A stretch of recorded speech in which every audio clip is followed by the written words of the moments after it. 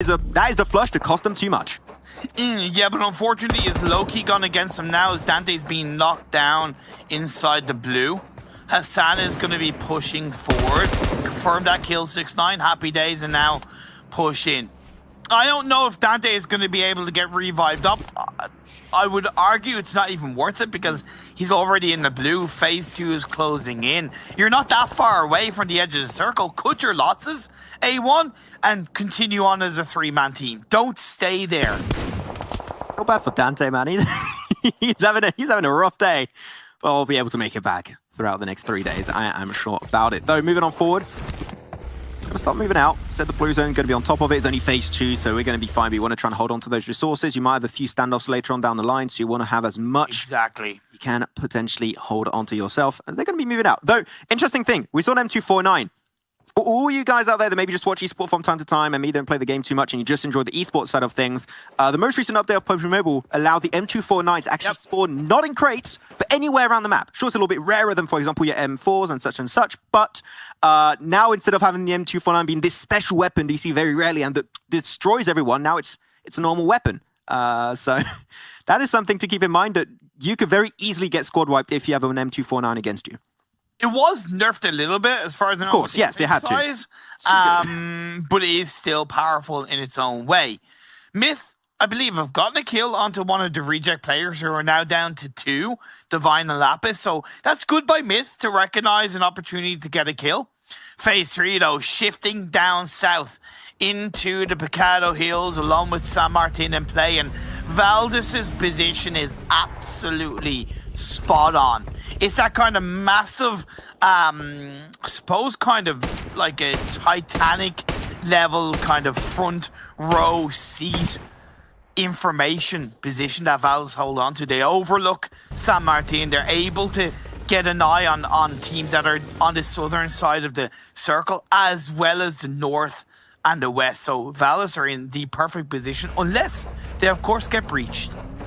We'll see as here we go. That's the fight happening. A1 gonna get marched upon, tipping on their toes. That's gonna be Fnatic Zombie. Salam had no idea what's about to hit him on the head, and he instantly gets bonked out of the lobby. Fnatic Zombies now have the intel that A1 is in fact in a position right up north of where they are, so they're going to try and go for the long way around, wrap around, avoid the fight. We're talking about avoiding the fight. DRS trying their best to avoid it, but they just can't. They have to crash inside the compound. Neiman, Math, and Ninja are going to be pinned down in this location. The nades are going to be flying on by. Galzin could be knocked on down. The nade a little bit too short on the throw. Unfortunately, as Galzin able to actually make it over, but they're even getting shot from high above. Zeus has seen this unfold from a distance like, what's happening here? We're just going to take all the kills and snatch it for ourselves. Of course, opportunity to third party. It's something that Zeus are very open to. And look, I get with DRS. They kind of committed to that more western side of the circle on phase 1, phase 2. But the hill that Zeus holds on to, DRS should have been there, to be honest, from phase 1. That's the hill that I was really looking at DRS going to, but because they didn't, they're paying the price for it. They're not out of the game just yet. They've only lost 1 player. And because Zeus is kind of overlooking from the other side of the hill, GeekFam are a little bit distracted by Zeus more than DRS. So that allows DRS to at least stay out of sight, out of mind. God. We got nice little bot action coming out actually from down below with the car 98. Got to be careful. Don't pick your head out too much. Oh, I thought that was going to be a connection for a second onto Zyol, but you'll be able to hold on to it. Gotta say, we opened our PMGC cards right recently, and I got like, I think I got 30 or 40 Zyols. It's a cool card, but it's got a lot of the lads. Also, I have a signature Ably. Just putting that out there. Oh, true. I have Ably's signature, and I have Tixie's. Man of culture, I see. Man of culture. We'll have a few trades going out as Digizavia now going to be pushing their way forward. Also, they're looking to enter from the northern edge. Though, if the circle goes down south, so many teams are going to be forced to take these fights, especially, for example, Na'Vi and Digizavia. So this shift is going to mean a lot. But actually, this is amazing for Zeus. The entirety of their hill on which they are currently in the position, is currently inside the circle. They don't have to move, while they can still keep pressure down on DRS and GeekFan down below. This is huge for them. That could result in a lot of kills coming their way. But they also can't get tunnel vision, right? Because now there's a free opportunity for IA to breach on top of the hill and maybe pick Zeus from the side. And I think Icy is going a little bit more towards the south to try and be aware of that. So Zeus, good thinking. again, don't get tunnel vision. Looking at Navi, though, they have a 2-2 split inside this circle. Very interesting. I don't agree with it, to be honest, because we're in phase 4 already. It's that time of the game where you really need to stick as a full squad or 3-1, so you're ready to protect the stranglehold of your position inside the circle, while Myth starting to wake up, put on a little bit of makeup, and get a little bit crazy up inside this Miramar map. Or Divine is hoping, but they know this was only a knock, and they're now to go for the flash. They should be aware that there's a chance the player's going to be here. Divine goes for the shot. AK in hand, goes for the bloom shot, but only one bullet is all you need, and that's it for Reject. Unfortunately for them, the Japanese team is going to be out of the game in 16th. First team to be eliminated on this Miramar game, and the only Miramar game of the day, actually, so you need to try and have the impact while you still can. But now all the teams actually moving in, and actually not many squad wipes. Seeing how big this circle is and how little amount of teams actually inside the circle, I was expecting us to be maybe down to, maybe 13 or 14 by now, but it's a lot slower than expected. It's just that teams have kind of lost a player or two and then disengaged away. So we still have the high volume of teams, but we are down to 50 players, with 6 being taken out from Valdez.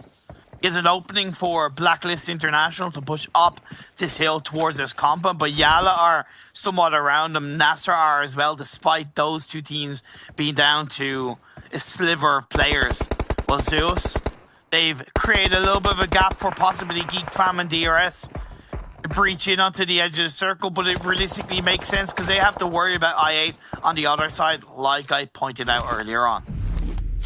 Not gonna lie, this is the first time I'm casting Geek Fam, and I'm already a fan of their rotations. I mentioned the rotation they did early game, last game in Gatka Fields to get the high ground, get the intel, and to facilitate further rotations. It resulted in them taking the game, and now they actually extracted themselves away from this fight between DRS, Zeus, and themselves, and now they are controlling the northern side. Not only are they in circle, but they can also snap and grab a few kills onto Zeus or even DRS in the process. Yeah. It's so simple yet so effective. I'm loving how Geek Fam is playing, and their take on PUBG Mobile is so out there, and I think it's just rewarding them with such consistency that if they can do this all the time, we might see them be first at the end. Hope that comes to fruition.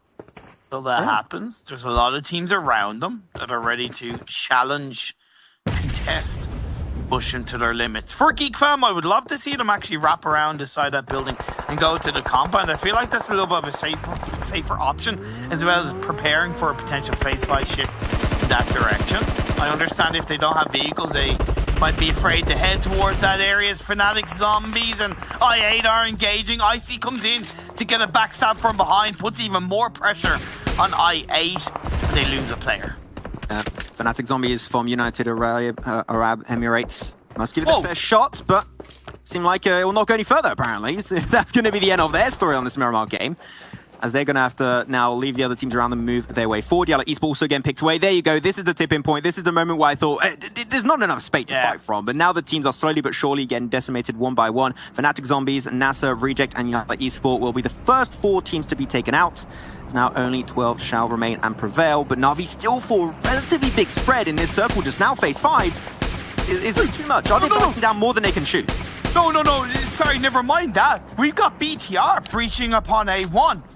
The PMGC battle. We'll see. Comes back up. Who's going to come out on top?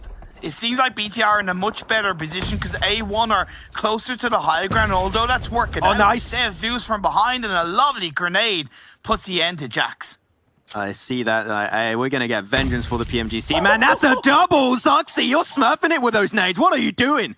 Gonna get a third, a little bit short. We'll get some tick damage down onto Jax, and now with the M249, he picked it up in a building earlier, and he's ready to mow down the competition. Sinister has nothing to do. He is just a slither of HP remaining, and he is taken down. BTR get vengeance for the PMGC, and has 4 kills coming their way.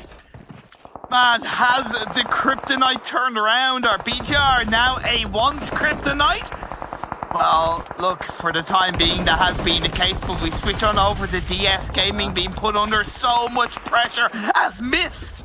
What has happened to them in this 4th game? Doing so much better, but Sporta catching them off guard. Oh, they didn't expect it to actually push out that building. Rio trying to get the intel. Maybe just nade. Do they not have nades? What nade is all you need to put on top of Sporta? I think they did go for the molly inside. Yeah, they put the molly inside of it. There you go. He had to jump out. Gonna go for the spray once again. No! Sporta, you're just ruining all for Myth. Down to once again a few HP with the AK. Gonna have to reload. Get himself his nade, ready to go. But ZZP from DS Gaming is going for the wraparound. Myth still able to hold on to just a 2 HP, and they do get it done. That's the South Korean team out of the game. Broly holding his life by a thread. Can he get his team back on the saddle and back in a game, or are they about to get taken down by their teams around them? Oh, Myth got a gift from Blacklist. Believe it or not, that was a third party from Blacklist, who are even ignoring now Myth and allowing those full revives to be played out. BTR push in onto that compound. CS, Zeus have gone there as well. Geek Fam are there as well. It makes sense. We're in the late stages of the game. You kind of got to take what you can get in terms of hard cover, because the open high ground is not easy to deal with. I can certainly see also on the minimap on the top right of your screen, no one wants to go dead center. It is not great terrain. Literally nothing to fight from. So they're trying to avoid it like the plague. And the circle actually goes on top of it. There's no avoiding it, apparently. You're going to have to go smack that center. I know. Hey, I said I'm the evil caster, right? I love to see. I press a button, boom. Worst circle we could ever ask for goes right there. Zeus have yet to move forward, though. And unfortunately... Oh, not unfortunately. That's an amazing shot. Concept going to be like, where did that come from? I have no idea. Zeus still has a 4-man. They need to start thinking of pushing their way forward. If they get a few knocks, that's going to make that shift so much easier for themselves. The Xavier putting the push onto Navi, just Kitsune left on their own, but he's in amongst BTR, right? So, man, it's not looking good for Navi. Yeah. BTR, I'm new IGL now. I'm not yellow. I'm red. You know. Oh, there you go. Oh no, it's treason. Then he jumps on out. Can he get the double? No, he only gets one. Liquid was so low, almost able to pick himself up a 1v2. It's still a better game than what we saw in their two first performances. Last game was also a really good increase for Na'Vi, but this one did end a little bit shortly for them, and it did not go their way. But still, Na'Vi normally will be able to get the res, and they will be back up as a 2-man. But Liquid, he's just surviving so much. He has the highest survival time for BTR, and it goes to show the newest addition is a great addition for BTR. Oh, yes, indeed. Can we really call him a new addition anymore? As Concept gets a beautiful nade onto Broly. Man, Myth, can you stop getting naded, please? Come on, guys. You're better than that. As Valdez continue to put the pressure on towards the other side. Myth once again down to just one. They can't see where they're shooting, but they're just keeping the pressure down, and Myth can't do anything about it. They are getting absolutely taken down one by one. There are a lot of teams currently going to be suffering big casualties, and Valdez, are they going to make it happen again? They are currently the most central team in the circle. They got the highest ground position other than Hosem for Myth. Currently, they get rid of him. They got the tippity top of the mountain under their control, and all the information coming their way. Are they going to do 4 top 3s, 4 games back-to-back? The dream is about to become reality for Valdez, and we'll even see if they can actually turn it and convert it into a win this time. I'm 99% sure it's going to be 4 top 3s in a row, but I don't know if they're going to claim this chicken dinner. Yeah. The reason why is because look at the spread from the Xavier on the northeast. The top 5 comes through. Valdez are already looking good on 9 kills max. 9 kills for Valdez in this game. Before this game, they had an average of 7 kills out of 3 games. Yeah. This is, like we said it, right? Beforehand, on the desk, I think they mentioned it too. This was a team that was very up and down. Back in the PMWL, looking at this, they turned a new leaf. This is consistency at its finest. Zeus trying to push out. The smokes will make it a little bit easier for them, but the blue zone is ticking down heavily, making a heal off even harder for them to really deal with. Zor, I think, going for another first aid. But Martin, he's just pinning everyone down. You cannot escape this compound. I think the Zeus have come to terms with the fact that they are not going to go any further in this game. Aberly runs on out. He didn't get spotted by Martin. He doesn't know. He didn't see him. He's on the right. Oh no, that could ruin everything. He's in a bush. He's pulling the Ryzen. Let's go. And because that's only a knock, it's not confirmed. Squad-wide, Valdez might be too distracted by Zeus, and the Xavier are breaching in on towards the north. Look at the control from the Xavier. It's still up as a full squad. Only 3 kills, but they're looking to seal this game 4. Xavier and also Valdez. Look how he meets a game after last time on the Gatka Fields finish on a Rank Wolf Game 3. Have a little bit of back and forth. Let's see if Valdez can try and get a little bit of a better score this time around and push it the extra limit. Still going to be one player of Blacklist International right behind them. Gui inside that minibus, or a party bus you might call it. Maybe trying to use that as a little bit of a protection for his team, create a little bit of a mini wall. I think that will be a great usage of that van, especially when you have the high ground. That could make a significant difference in that fight versus Xavier just waiting to happen. Xavier are in the perfect position. Hero spotted out, trying to run away back into a dip. Hopefully not going to be in mode down, but that's not going to go any further. Still big heads up. Tira, one of the top players in terms of frags in this tournament, so congratulations to him. But we'll see now where Valdez can go with this one, as got to be careful. Xavier all on top of each other. One nade, and that's a lot of HP instantly gone for them. That's true. The spread that they had has been somewhat contained. Phase 7 Blue Zone is closing in. Abeli is still alive. I have his signature. Let's see if he can pull off some signature plays. Put out behind the palm tree. Continuous spray, and now going to go for the Uzi. You know he hit a lot of damage, and Abeli going to go straight back into the Blue Zone. Deny the kill away. There you go. You're not getting that one, Naughty Valdez. That's not going to be for you. Zeus out in third, still a way better performance than what we saw in the last 2 games. Hopefully they can continue that launch in Game 5 to close off day 1 of the World Invitational. Now Xavier, they saw that kill come on through. They, I think, very aware, Imperium, this is the last team, so they're putting everything they have remaining on top of Valdez. Oh, big, there you go. A beautiful grenade. Ui's out. Now you've got to go for the full-on push. You need to get every single player down. Valdez going to be using another one potentially, and now they're down to 1. It's only Martin. He gets flashed up. He has no idea where he currently stands. And Martin, you have to fight your way tooth and nail through. The car explodes, gets an extra knock, gets another one. No way. Martin, are you going to make the clutch play happen? He makes it come through, and that is going to be the game finally coming on through from none other than Valdez Esports. Martin, you absolute beast. What was that? Oh my god, we witnessed absolute destruction at the end, Max. A heat stroke. You try and break it down. I believe what happened was vehicles blew up and the Xavier, I don't want to say throw, but basically Lamborghini knocked himself out by the vehicle blowing up. Martin was like, yeah, I'm avoiding all of this. But then when a push came to shove and he had to step up, he peeked up, he got the final kill, and he got the chicken dinner for his side. Let's be fair, it was goddamn deserved, man. It was so heavily deserved for Valdez. I'm going to say it again, I think I'm having a heat stroke, man. It's too hot outside, but these games are even more powerful. I got to tell you that. The temperature is rising to an unsustainable amount right now. I'm loving it. It was great. And there was one thing that we got to keep in mind. We don't see it happen too often. The flashbangs were used in the finishing moment, and I think the flashbangs were what made the difference, because sure, Martin did get flashbanged, and he had no idea where he was going, but he knew he had a ridge line right behind him, right, Imperium? So he went down, stayed hidden, waited for the effect of the flashbang to dissipate, and actually then there was another flash, and I think it was maybe a self-flash. I think that by mistake... Oh. Was it his? I think it was Martin's onto... No, doesn't matter, because the fact is Xavier got flashed, and then they had no idea where Martin went, and that little split second of difference where you don't know where to spray over that ridgeline made the difference and allowed Martin to take the clutch and pick up that win at the very end. That is huge. Not only then did they get 3, well, now 4 top 3s, one of those actually being a win, and they are running away with the lead. Can anyone stop Valdez in their tracks? From what I've seen right now, nobody can. Like, they came into this game with a 13-point difference over Geek Fam. And Geek Fam didn't have a bad game, but Valdez, with the amount of kills they got on that chicken dinner, that cushion is going to be even heavier. The good thing is that the Xavier finished second, and they got a pretty decent... I think they got 4 or 5 kills with that one, so that should at least boost them up into second place. But man... like, looking at these highlights, this game was absolutely amazing. Like, easily the best game we've had at PMWI so far. I think Zeus did a good job of kind of at least clutching up a good performance with Abeli, getting into the top 4. We saw the BTR and A1 battle come through, which BTR came out on top of. Navi nearly got a 1v2 against BTR, but got caught out with a sliver of health, then with Liquid left standing. But this is the end. Like, this is incredible. Like, so good. So good for Xavier. Yeah, I'm surprised Martin actually spotted that one player down below. That is actually very surprising. And then they just pushed. They had a really hard time guessing exactly where he was. And that little moment of indecision is actually what caused the game to the Xavier. Well, it didn't cost them the game. It was not really a mistake. It was just extremely well played by Martin himself to put himself in a position where information has been lost and actually make the most out of it. Yeah. You know what?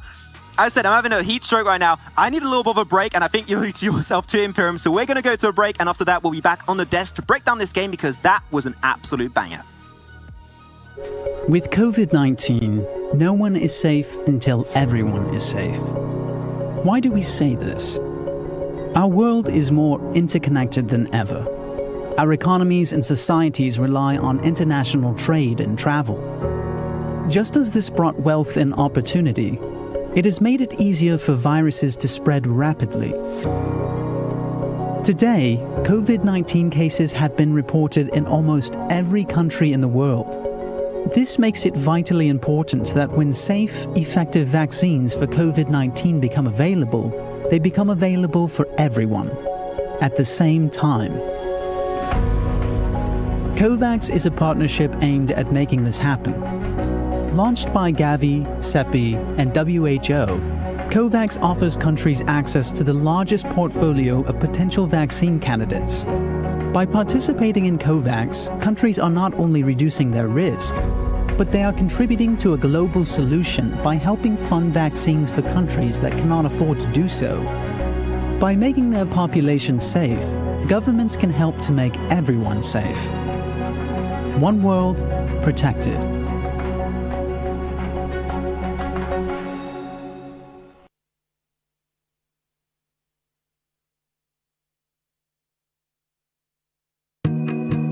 Emergencies always cause shortages because you have this immediate spike in demand, and the supply chain, the distribution, the roads, the warehousing, the trucks, and the information that drives it all gets broken. In a way, every emergency is a logistics and distribution problem.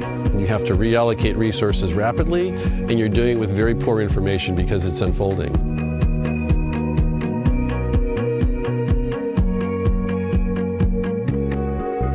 Direct Relief's been around 72 years. I don't think anyone's seen where you have a simultaneous emergency everywhere. So the demand spike for medical material, PPE and ventilators and masks and gloves and gowns and goggles expands overnight.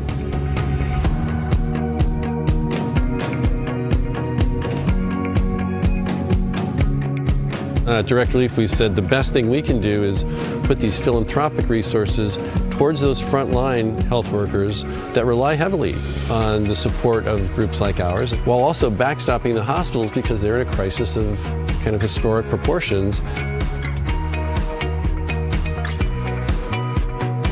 We do work in 100 countries a year. We work in all 50 states on an ongoing basis. You want to save everyone you can and prevent as many people from falling sick and needing severe help. So that's how Direct Relief has approached it.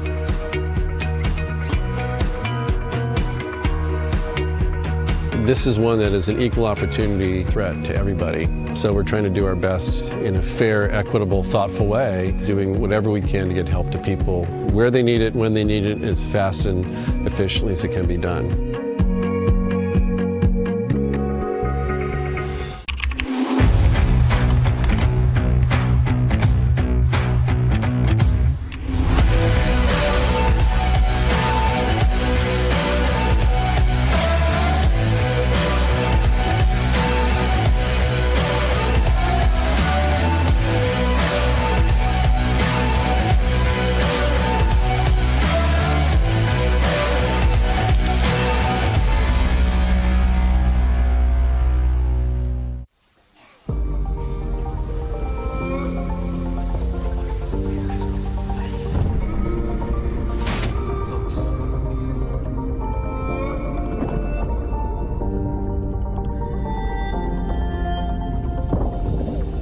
There's a fire in my heart, yeah, it burns for the game we play.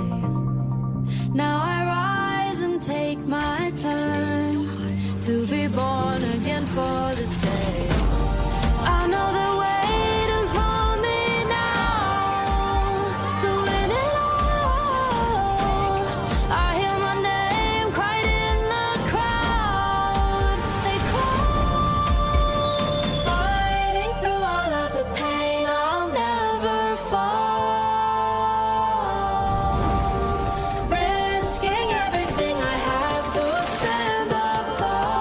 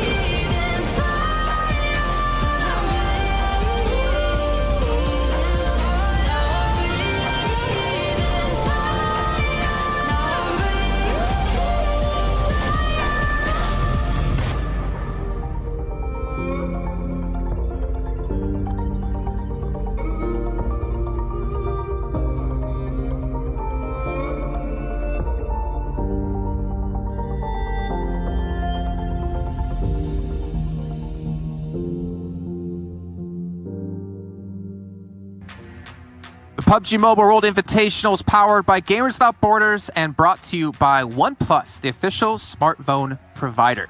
Nemo TV, the official streaming platform, and STC, the official playout sponsor. And ladies and gentlemen, we are now 4 games done and dusted here with our first day here at Gamers Without Borders, the PUBG Mobile World Invitational. And I'm so excited to see what's all going to happen at the very end of the day, because we still have the entire West Conference to go, which will be happening after our final match does finish off today. But before we get to that, we obviously need to break down what's happened in our 4th match. So guys, Blank and Bled joining me yet again here in our virtual world, our virtual studio, our virtual city, we'll call it, since technically the city is ours, since they're the only one inhabiting it, at least people that are real. I think we're real, right? Yeah, we are real. Yeah, we are real. But again, we come out with another fantastic match, and what a crazy finish. I mean, you saw Max and Imperium's face after that one, and there was almost no words to be said. I mean, all I'll say there is Martin is a brolic Thai man who just pulled the bed sheets over to Xavier and proceeded to obliterate them during that one. What a flashbang that was to move back around the smoke and set himself up for success. I don't know if anyone could have played it better in that situation. Yeah, I mean, I might as well just call him Doc Martin, right? Because that was clinical as hell. I have to apologize for that as well. But yeah, he played that so very well, and I really felt like DX had that one in the bag. But I am kind of happy Valus were able to get a chicken dinner in the end, because they've had top 4 placing in these 4 games. 4th place in the first game, 4th place in the second game, and coming in the third one, they came in the second, if I'm not mistaken. And then, sorry, they came in third, and then to finally get a very well-deserved chicken dinner. And for me, especially Blank, it's the fact that it's not just about them getting the placement points and being consistently top 4, top 3, whatever, but also they have 9 average kills per game. That is ridiculous, especially when you look at the other teams that are playing in this competition. Well, now we know why their old alias used to be what it was, living up to that name. But let's take a look at the match rankings, Blank, while you continue the point. Yeah, 100%. I mean, just looking at this very quickly, Xavier, they deserve a little bit of credit here, Jason, because they're doing fantastically well. But looking at the average placement going through, Valdez Esports currently sat at a 3rd average placement, Xavier at a 4th, and the next best to that is a 7th. Like, these 2 teams have absolutely been killing it out on the field today, Jason. Yeah, Xavier coming in from Vietnam. I mean, again, I can't really think of a Vietnamese team that really has stood out over the last couple of years when it comes to PUBG Mobile on a global scale, but they're definitely putting their foot here on the pedal, or the pedal to the metal. The metal to the pedal, as Max Man would say. But we see the 29 points for Valdez coming through. Zeus, you know, we had some back-to-back. Right. Yeah, exactly, right? I'm just so good. I get it right every time, which is the wrong way. What can you say? But Zeus, you know, they've had a rough couple of games. They come back with 13 points. Blacklist International, we haven't really seen them since the first game of the day where they took themselves home a chicken dinner. But Geek Fan coming back in, Bigatron, we are starting to see some names that we expect to get back towards the top of the page here, Blah. Oh yeah, like A1 Esports, they kind of struggled a little bit. I think it was Bigatron who took them down, but I feel it's been a story of these Southeast Asian teams, right? Apart from Bigatron, obviously everyone knows about them. But yeah, like you said, look at Valdez and how dominant they've been. And I love the fact that it's not just been a flash in the pan for the Xavier as well, and these Vietnamese Thai teams really stepping up to the plate. For Zeus Esports, though, yeah, sure. I mean, they have been kind of quite a couple of games, but that's the way they kind of play, right? That you have games where they just pop off and just take over the entire server, or they just kind of quietly go out and whimper in the bottommost position. So I'm still gonna wait and figure out how they're gonna be performing later on in the event. But Blacklist International and Geek Fam as well, again, right? They were able to get some really high placements earlier, and even here a 5th position is very, very respectable. I think for Zeus Esports as well here, Jason, I think we have to commend them getting a 3rd place during this game, because Ably was able to do so well, slipping undetected during those moments. I think the scary thing for me at the moment is Bigatron, the superpower from Indonesia. These guys, although not putting up the expected performance we know from them because they're just always on top, they are still creeping up behind. And we know that Bigatron can have the most explosive days possible. So as long as they stay towards the front of that peloton, they don't fall too far behind, there is still a chance. And that's got to scare some of the guys towards the top. Well, to be fair, there's still a chance for all these teams. I mean, at the end of this next match, we'll only be a fourth of the way through our total matches being played throughout the East Conference. And we see the likes of Na'Vi there. We know how powerful they can be, I guess, once they get adjusted to the lobby. A couple of other names, DRS. We saw Take a Chicken Dinner earlier on today. They also come out with only 1 point. Reject, unfortunately, the team from Japan we were talking about, as, really surprised us and really showing us that Japanese strength. Unfortunately had a rough game, I guess we could say here. But to move on from this, I mean, you already talked about it before, Blank. You touched on it. Average placing third for Valdez, average placing fourth for Xavier. I want to look at these teams' average stats to see how similar or maybe dissimilar they might be in certain aspects, because these are, well, at least one of the teams I didn't really expect to be putting on quite a performance today. 100%, Jason. I mean, just looking at the stats as we will see them come on our screens very shortly, it is a little bit of a difference here. And I mean, to be honest with you, Valdez are so far ahead at this point, almost 30 points ahead of Xavier, 50 points to 79. Sorry. I'm just throwing that out there right now. I've got to let the guys know. But look at the average survival time. I think the average survival time is probably the most important here. Xavier's very close to Valdez Esports. However, Valdez are just currently being massive in the damage category. Literally everything is better on this side, which obviously is going to come through. But looking at this, you wouldn't expect, Blair, for Valdez Esports and Xavier to be first and second place in the overall rankings. Absolutely not. I'm not going to even pretend that I would expect these two teams to be on top. Maybe, at the end of the first couple of games, but now that everyone's kind of warmed up, everyone's feeling pretty comfortable here, the fact that Valdez and the Xavier are able to maintain this consistency and showing that the Southeast Asian region is not something we trifle with is very impressive. Now, we talk about these two teams, but I got to give a shout out to Geek Fam as well. From Malaysia, sure, they have a 7th average placement, but they're right now placed 3rd as well on the leaderboard. They're looking very, very good. Excuse me, I almost choked there, but... oh, dear. Excuse me. But then again... Xavier choked as well, so I mean, you're just doing the part, right? Oh, you said it, not me. But I feel like it's just the fact that the Southeast Asian countries, regions where we don't really expect them to, I wouldn't say not do good, obviously they're good enough to be here, but not really dominate the way they have so far. I think that is what's impressed me a lot. And if this is the trend that's going to continue going into day 2 tomorrow, I know we still have one more game remaining here, I think we're in for a very, very interesting event. Yeah, it's a very interesting event. I feel like we're going to see teams adapt as we get through the next coming days. We'll touch on that a little bit later on once we do finish off the show. But before we get to that, obviously the match is coming up in just a few minutes' time. We wanted to dive further into the two teams we were just looking at in terms of who are the standout players and their kind of head-to-head between each other when we look at the radar. And you can see it's going to be Martin and Frankie coming through here for the respective teams. And funny enough, I mean, you're seeing with Martin, he's going to be over on the blue side. He is putting up some big numbers yet again. Number 1, I believe, in damage, kills, and knockouts. Yeah, 100%. I mean, again, this leads back to my earlier point where, I look at these two teams and I look at their stats, and if I'm looking at objectively, I'm like, Valdez is in first, but Xavier is probably around about a 6th or a 7th placing. But no, they're second. In the same place here, Frankie versus Martin. Frankie being the best player on Xavier so far in terms of stats percentages, but Martin makes him look terrible by comparison. It is ridiculous. Damage numbers, man, that's just ludicrous, isn't it? Well, go on. But I think we have to keep in mind is that maybe it's one of those cases, Blink and Blah, where Martin is just playing that well for his team, but maybe he's going to be the standout player that if they're going to do well, he's the one to make it happen. Whereas aside for Xavier, maybe it's not just Frankie, maybe it's just multiple members that are all firing all cylinders, allowing them to play like this. So the question comes, is this just maybe a one-off day here for Valdez as he's been able to play so well? Can other people step up to his level? What if he doesn't play well? Will we see Valdez fall off on day 2?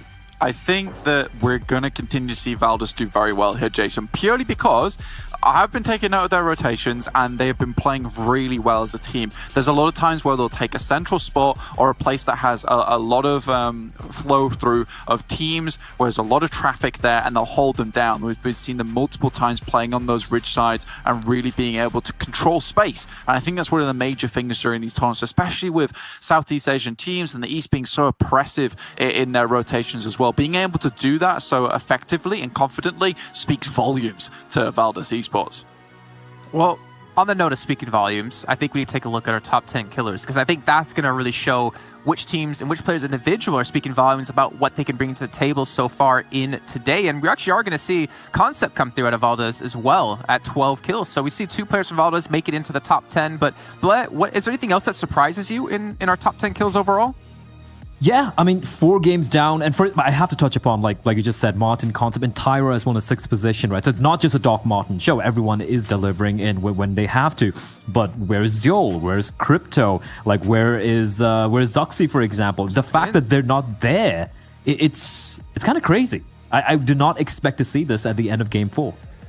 The thing is, for me, and Blank, you already touched on this, right? If we want to talk about Bigatron a bit, which we obviously do have to talk about Bigatron, they have such a big legacy behind them. They have so many eyes watching them, whether it's Indonesian fans or fans all around the world, that it amounts to a lot of pressure. But one thing this team showed us when it came to PMGC is they could have a bad day or two. Thinking back to the league stage, we had like a terrible day 1 for them in week 1. Day 2, they come out, knocking out 93 points and getting themselves into the Super Weekend. So we know that potential.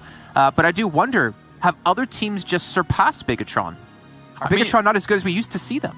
I think that, Bigatron is one of those teams where we have seen them being, fairly consistent today. It's one of those cases where they're not falling behind, which is great. This is really good news for any Indonesian fans out there of the team of Bigatron. But I do think that it just feels a little bit off to me at times where they're not really adapting. It's the same playstyle we've seen a lot of times. What I'm really excited about, though, is the fact that Liquid is in these top fraggers. And if you're Liquid, you're feeling pretty happy because the pressure's on there. You're feeling some big boots in Micro Boy, and honestly, continue to do well. The pressure's off him now.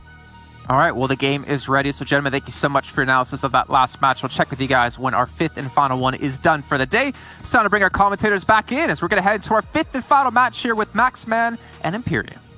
We're getting back into it. Thank you so much, Jason, as always. And one more game to go. And I'm not going to lie, Imperium. Oh, yes. These games have been going by so fast. Like, that's what they say, right? You're having a good time, don't see the time go by. And it really feels like that today. We're already 4 games done, 1 more game remaining.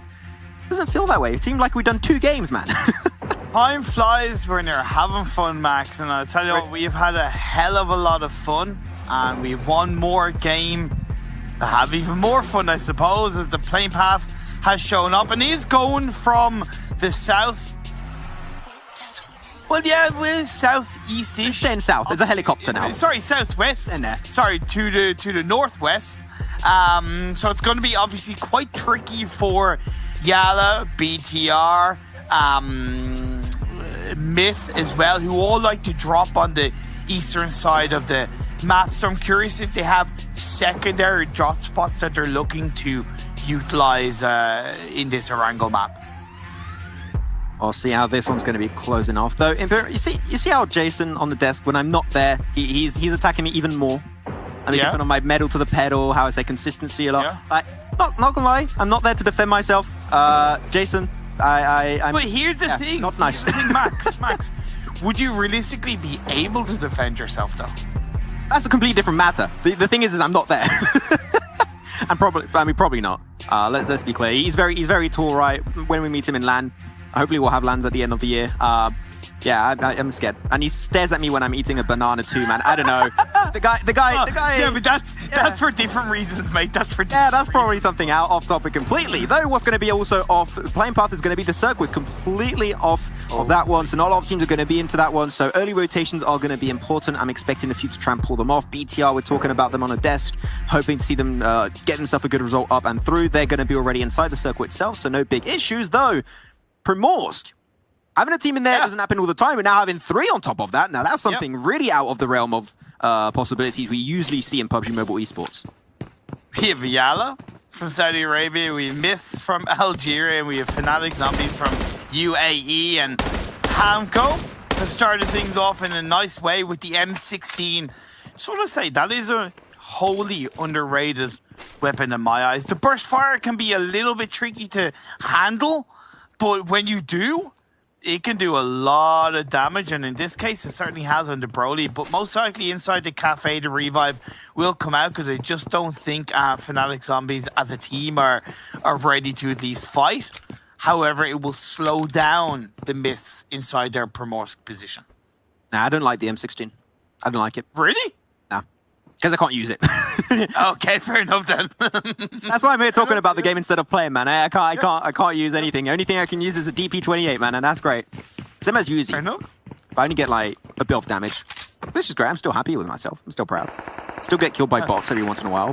I'm proud of you too. Thank you, man. I appreciate it. You know what? We'll see if we're going to be proud of Hamco Fires. He's going to try and fire up this game. Spotted out with a DP28 to hose them of Myth. He's going far and wide, but you should hear the footsteps. You should be, hits one, hits the second, and Hossein will be the one to get things done with the Vector. And they're going to go and instantly confirm that kill. One thing I've got to ask, though, is... Yeah. Hamco got the first kill onto a Myths player. Where the hell is the rest of the Fnatic Zombies team, right? Again, I'm not saying they are able to push it as a team, but the best thing you can do in that situation is at least join up with your teammate that has done a wonderful job of getting an initial knock. So if there's any kind of attempt for Myths to fight back, that Fnatic Zombies are there as a team. That wasn't the case. Myths did fight back. Hamco got taken out. Just poor team play from Fnatic Zombies in that moment.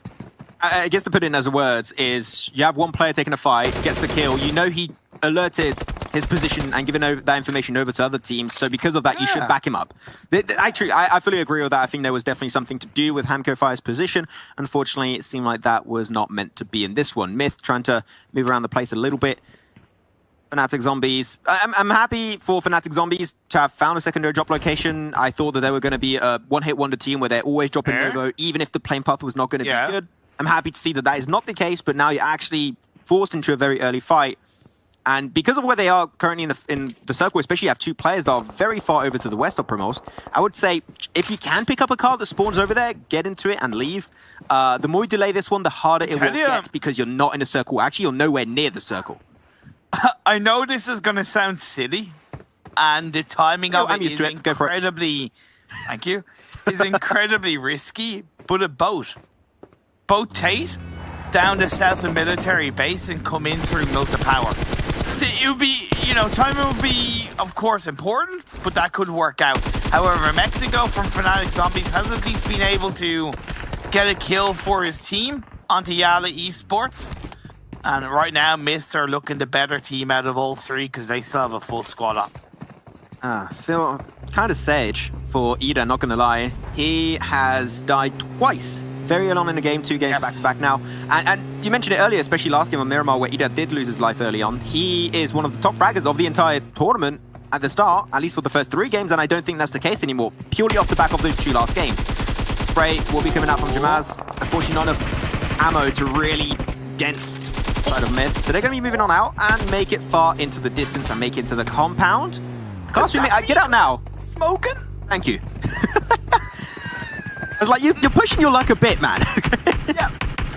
Oh, that was, especially with all 4 in one vehicle, right? We constantly harp on about that. Yeah, exactly. But anyway, we focused quite a lot of attention on obviously 3 teams in one city. We really need to bring it back to where teams are currently rotating as we get through the blue zone of Phase 1. DRS had an easy rotation from Yasnaya. It's where they drop, and they've sent Mafia Ninja to scout a little bit further down to the east of Yasnaya. The Xavier have rotated extremely nicely in towards the north center area of this Phase 1, and A1 Esports is right on top of this center part of Phase 1. It's the kind of logging cabin hills overlooking prison. They're going to be able to get a decent bit of a control if they spread out a tiny bit on this Phase 1. I understand why they aren't, because they've literally just rotated there, but now that they've got there, they need to at least send one player a little bit to either the east or the west to start getting information, because they can't be bunched up together, otherwise too many teams are going to get close to them. I mean, right now, this is a blessing for A1. They got a strong position. The amount of information they could gather is really strong. But it could turn into a curse if the circle does not go their way and they do not execute their rotation out of that position effectively. Yeah. So that's something. A1 is a good position, but it also has, just like for Spider-Man, you also have a lot of responsibilities when you're in such a position, right? And you must be careful of how you try and leave that location. If you're just going out on the whim without trying to pay attention to what's happening around you, things aren't going to go too well. So, talking about things that are not going too well, this could not go too well for the likes of DS Gaming or even from Na'Vi, as they're both rotating around from the northern side of George Pole. But I think that DS Gaming started picking up enough speed where Na'Vi can't really catch up, so hopefully that's not going to go back and forth. And I don't think they really want to take the fight because it's in the blue, it makes no sense. If these teams could have like an unwritten agreement of, let's not fight, let's start fighting inside the circle, I think that would be the best course of action for them. Zeus are going quite direct into the circle from that west. I'm relatively early. Well, they started relatively early, but now they're into the circle as phase 2 is about to pop up. Geek Fam are showing great trigger discipline, right? Why take shots on a team that are holding good momentum on their rotation? You're better off just staying quiet for the time being and then catch them out later on as phase 2 pops up. That's the way I would look at it, at least. But they're going quite deep. They've avoided Nasser, they've avoided Geek Fam, they've avoided Valdez. So really good from Zeus. Again, that kind of what seems like a bit risky, but is the opposite to an unorthodox play, is freedom for Zeus to move in. Yeah, Zeus can just play around the position of shelter, so we'll see. Circle going to be taking a lot of the water. I wanted to actually talk about the water. A lot of water in play kind of made this a phase 2, and you can see it. Literally all of the mainland, at least most of it, will actually fit in that phase 2 circle, so nothing will change. We're not expecting any teams to go out unless a big throw of a play happens, then potentially, but otherwise this is going to be a very laid-back phase 2, even phase 3 potentially, I would say. And Valdez going straight for central position, and Blank mentioned it, right? He's paying attention to the rotations, and I've been checking out too. They are so quick to react to any kind of shift. Yeah. And that is what's rewarding them with being on top of their games every time. And I think that is the recipe to success that they found. And if it ain't broke, don't fix it. I loved I8's rotation from Military Island and the military base. I thought it was very quick. It was clean because they wrapped around the south of Milta. But one thing that worries me about them is that they often spend too much time rotating and not enough time actually being in one position and becoming settled in that position, ready to take a team fight. It's where they've gotten caught out in the first game, etc., by not necessarily leaving it too late, but for rotating for too long and then being caught off guard for that. Right now, they're on the western edge of Prison Hillside, which isn't a bad place to be, but is very risky. Again, they got to be aware that Prison Hill is a kind of hill where there's always a higher ground. A1 are there at the very top of that higher ground. Zeus are to the west of I8. Let's see how they deal with it coming into phase 3. As long as you're aware of your surroundings and you're not trying to take an uphill battle, then you should be fine playing around Prison. That is the only thing you've got to keep in mind. Though, Xavier trying to move out. They're going to go... Wait, I heard you call this position so many different names. What is it now? Museum. Museum now, okay. Hello, museum. Because what was it called before? We used to call it... it was called Walmart before. Walmart, that's it, yeah. From Walmart to museum. I'm not going to lie. Hey, culture's pog, okay? I prefer this. Museum good. Keep it up. I'm glad it gets your approval, Max. Yeah. I went know to a museum that, like a week ago. It's so fun, man. You I mean, did? I like fossil, like dinosaurs and everything. Fossils? Fossil. Hey, I said it in French. Okay, it's fine. Let me.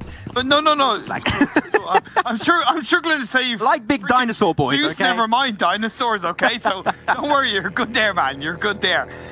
Reject Scarlet. They have kind of Potato Hill area under control. But what I like about it is because Potato Hill is now on the southwestern edge of the circle, it's much easier for them to spread out a little bit and get information into a more central area of the circle, and there's a much higher chance they're not at the committed. If Valdez hadn't repositioned onto Roshawk Hill, Kitsune probably would have stayed there, but great awareness by Kitsune to join back up closer to his team. But other teams are looking for a mix into this northern side of the circle. Rise Zeus heading in this direction. I was just going to third party again. I mean, they could. They definitely could. The fight's going to be roaring up between IA and Na'Vi. Oh, I think, yeah, okay, the Molly did connect for a few seconds then. Not going to get the knock on the play of Na'Vi, I believe, just yet. The thing I was throwing down, but we've seen Geek Fam a lot in the kill feed Imperium. Like, an insane... Oh, okay, Blade, no, you can't do that, Molly, man. Ah, that hurts him a lot. Now he's down to 1 Revers, and he's indeed going to go in and take a little quick nap and dream it up as he's going to be out of the game. And Na'Vi will still be up as a 3-man. Losing ticks in the process, unfortunately, but still, now you've got to be careful as Zeus are creeping their way closer. Also, just going to love the fact that in all of that, Blacklist are just like, yeah, we're minding our own business. You guys fight amongst ourselves. We have a position inside the circle. We'll let you do your own thing over there. So really good kind of intentions from Blacklist. I would like to have seen them potentially third party, but I also appreciate the fact that they didn't. And it might not be a school finish, but it's certainly looking like a hell of a finish in Roshawk. Well, let's see who's going to be the first one to take Rosal kill under control. There's only one team that can really make it there. All the other ones will have to take an uphill battle to get there, and that is not what you want. Seem like Yala Esports taking things a little bit slow, but they're starting to get in cars, so they're showing an intent to move away from school. Jamaz is going there first, but Concept also going to be moving into Rosal itself, so things can get a little bit dicey as time moves on. That's going to be the uphill fight. Geek Fam as they're trying to clear out the entirety of apartment. Sanis will be the next one to follow up. They're going in one by one, and up the staircase is making it really hard for them. NASA also going to full send it through the apartment, through school, and trying to get into the circle itself. But that's it. Geek Fam actually able to win that fight, surprisingly enough. Damn rude. That was damn good coming out from him.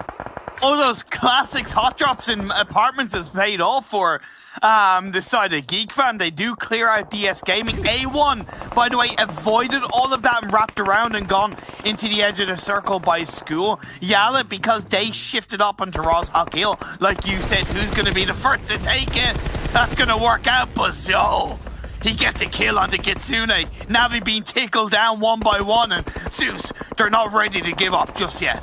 Yeah, Zol can't go on the roof. He knows there's going to be someone on Rosal kill. If he goes up there, he's instantly going to lose his life. And now Blacklist International, their focus is going to be shifting away from Zol towards Na'Vi. And not even Na'Vi, NASA too. Everyone is just trying to take down a few buildings under their control. And Na'Vi also going to be caught in between a rock and a hard place. This is an absolute wrecking of a game, Imperium. Everyone is having such a hard time to hold on to it. Zol, no way. He gets so much damage done. He's going to try and jump away. But as I said, you get on the roof, you're done instantly. Valdes see the opportunity, snatch away the kill away from the grasp of Blacklist International.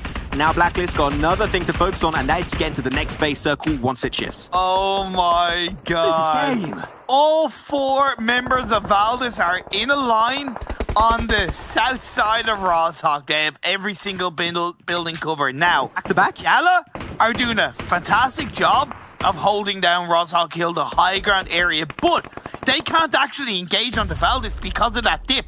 If they go too far forward, they have too much of their body exposed. So Valdes are actually in cover right now. I think that's good. Get himself some extra damage. Hassan might not be able to get rezzed up. Oh, seems like he makes it into another building. I think they know the res is happening onto the back end of the building, so he's going to try and get the second nade. But unfortunately, that's another room, so NASA will be safe to go for the res onto Hassan. There you go. He's good to go. If the circle goes round top of Yala, and we talked about it, and you mentioned it, especially in Imperium, this team has been, impressive for a team that hasn't got that much experience at this level of play, and they're looking great. But you know what's looking great? Valdes' position in the circle. Okay. Yes. Yeah, pretty much. Although, look at Blacklist. They have the north side. Now, they do need to travel down through the Roshawk buildings, but they have a full squad, right? So they can send two at a time, send one scout forward, sweep in through. Navi aren't confident about moving forward onto Nasser. The initial knock they got, they were so afraid to push that because of potential stab from Blacklist or from another team like Valdes. They are not moving. This is going to be the sacrificial lamb trying to create a little bit of an anchor point for the rest of his team to rotate from.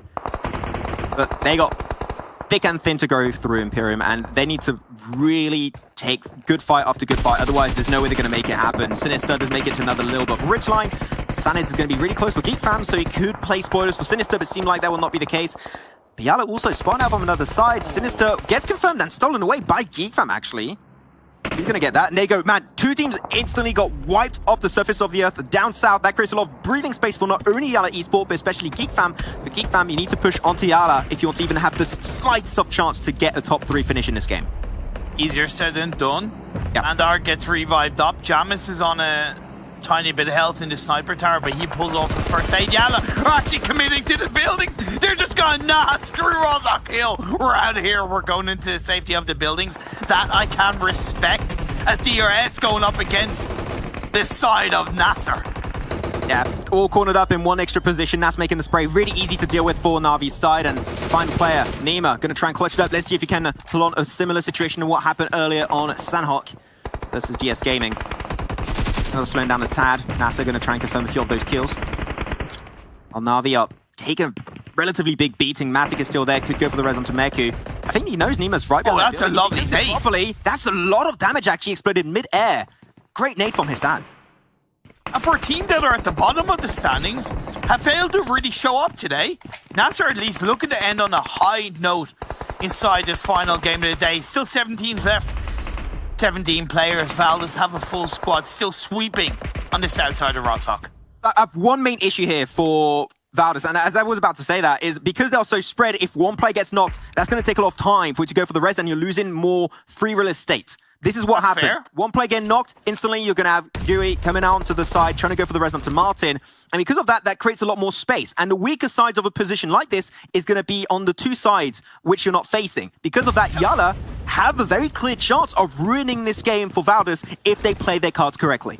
Oh, but look at that circle shift. The road is in the don't middle. wanna look You have anymore. a tiny bit of the north of Roshawk can play, and the south side of Roshawk, which Valdez are in, is still inside the circle. Plus that building that Nasser holds onto, as far as I know, that's still in the circle. Navi, do you have the cojones to push on it? Navi have been underperforming today. Let's be fair. They're the CIS champions. They are the EMEA champions. And where are they so far in the standings? They're down in 12th. Nima? Gotta do better in this final game. I don't think Nemo realized, and Nemo actually crawled a little bit too close to the fire, and but the tips, and that's going to be done as they get eliminated out in 7th. 16 now remain. The thing is, with a circle like this, you're going to have two teams remaining potentially. The King of the North and the King of the South. That is how things are going to work out, and then they're going to have to fight over that road. That's how things should be finding closure this time around. But as you said, the team that hasn't been having a great amount of success, just like Na'Vi, they're going to have to take that fight 2v2, and only one of those will be able to actually come out on top. And from the likes, from what I'm seeing currently, Na'Vi are the one that have to push onto the side of NASA. Great nade coming out from Concept onto Bandar, slowing down that approach from Yala Esport, and Jaman just able to barely survive on a slither of HP. Everything is going down south for Geek Fam as they get picked up and eliminated in 6. Yeah, I was thinking maybe Geek Fan might have been able to do something to stab Valdez in the back some way, shape, or form. That hasn't come to fruition. Jamis is very low in health, so is Loka. Reluctant to try and go for the revive, knowing that another nade inside that building could be the death of Yala Esports. Yeah. 5 teams left, 15 players. Almost got the kill confirm onto Bandar for a second there. This is great response for Valdez again. I know we're saying that Valdez has been doing great all the time, but because it's true. See how we said they were in the line. The weakest side was going to be where Yala are pushing from. Now you have Concept, Gui, and also Martin putting full focus onto Yala because they know no one's going to push over the road. It's so clean. I have literally nothing to say. I have no criticism to give because there's no criticism to be given in the first place. Now Navi starting to move. They've Blacklist on one side, Natsar on the other, though. So difficult to deal with as a blue zone face. Never mind the fact Bye-bye. that a nade knocks down Matic. And NASA's nades are gamers second to none. They are absolutely shredding it, but now Blacklist, they know there's only one team that can survive in this current landscape of the game. We need to take down the two other teams that are sharing the buildings and the compound with us up north. That's exactly what they're going to be doing. Hassan behind the wall, got to be careful. Meku holding the staircase with UMP's got to reload. Not a lot of ammo on that weapon. It's not great to clutch it up. That's one down. NASA, see you later. Same for Na'Vi. Two teams instantly picked up. And they shall be the King of the North. That is going to be Blacklist International, securing a top 3 bare minimum. But now, who is going to be the King of the South? Is it going to be Yala, or is it going to be Valdez Esports? Oh my lord, I feel like it's going to be Valdez for the back-to-back as they take down Yala. We're left with our final 2 teams. A knock onto Tyra creates a tiny bit of an opening. 6 is on the top floor of that building. Just keep an eye on 6. Because if 6 can get a couple of shots and suppress Blacklist even more, that can allow Valdez to sweep across the road and just go full ham on the Blacklist side. You must be kidding me. This is absolute insanity to see that every single game today, Valdez has ended up top 3. One of those actually resulting in a win. And they might get himself a back-to-back to close off day 1 here for the Eastern PUBG Mobile World Invitational. This has to be some of the most dominant performances I've ever seen. Chucks the pan, he's like, hey, you never know, man, I might just get one. And it's a proper 4v4. But the circle, I can't even see it. They're all on top of each other. I don't even know where the circle went. It's on the road, baby. It's on the road. For sure, back on the road again, that's for sure. Nice nade, that's huge. That's what Aeon's wanted. Now they've got the man advantage. But normally, they might just have enough time to actually go for the res if they're inside the circle itself, which it seems like they are. They're going to smoke it up. But because of that, Valdez are going to also lose a lot of information onto Blacklist International, and now they're creating that smoke road. They're going to be sending Alas first to actually create that distance and to actually close off that gap, should I even say. Alas going to be the first one to go on down. 4 players now up. They got the res onto 6, and now they got themselves one knock. Do they want to push? What is the game plan that Valdez wants to pull off? More smoke's being thrown out. Try and create a little bit of space. The movement comes in. The revive has not been pulled out. Blacklist are down to 3 players. Martin is knocked down. 6 was revived up. Valdez, they're pushing forward.